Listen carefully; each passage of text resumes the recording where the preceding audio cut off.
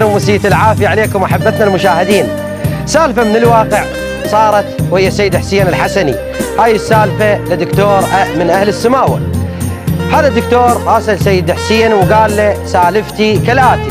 هذا الدكتور جته مريضة، وهاي المريضة قام يتواصل وياها على الواتساب يوصف لها العلاج. هذا العلاج تاخذينه بكذا وقت، وهذا العلاج تاخذينه بكذا وقت، ويتواصل وياها على مود العلاج. المهم هذا أمر معتاد بين الطبيب والمريض.